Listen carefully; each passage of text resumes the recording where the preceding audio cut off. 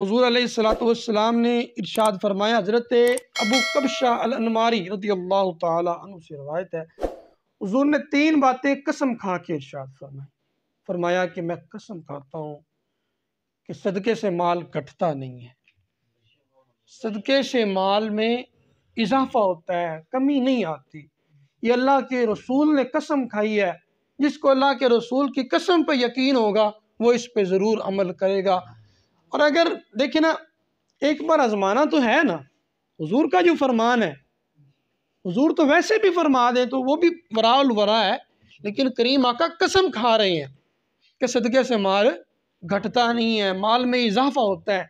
Calculator भी कहता है कि 100 से 5 रुपए निकाल दें तो 95 रह जाते हैं, कम होते हैं। आपका मुंशी भी ये कहेगा, लेकिन जब अल्लाह का रसूल कसम खा रहा है तो हमें उनकी कसम पे यकीन करना चाहिए।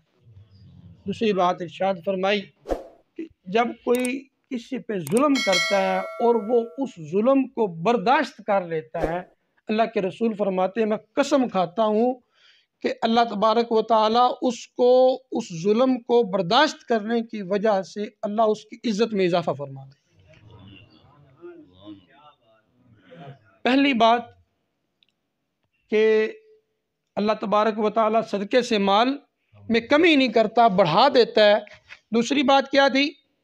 हुज़ूर अलैहिस्सलातु वस्सलाम ने इरशाद फरमाया, जुल्म पर जो बंदा सब्र करता है अल्लाह उसकी इज़्ज़त में इजाफा फरमाता है।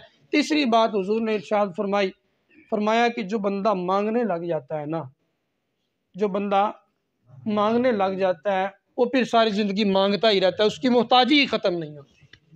आपने देखा होगा एक मजदूर जो है वो अगर दिन का 1000 रुपये कमाता है ना, तो बाज़ औक़ात हमारे फ़ुक़रा जो फ़कीर हैं वो इतने एक्टिव होते हैं कि वो 2-2 3-3 हज़ार रुपये भी एक दिन में मांग लेते हैं।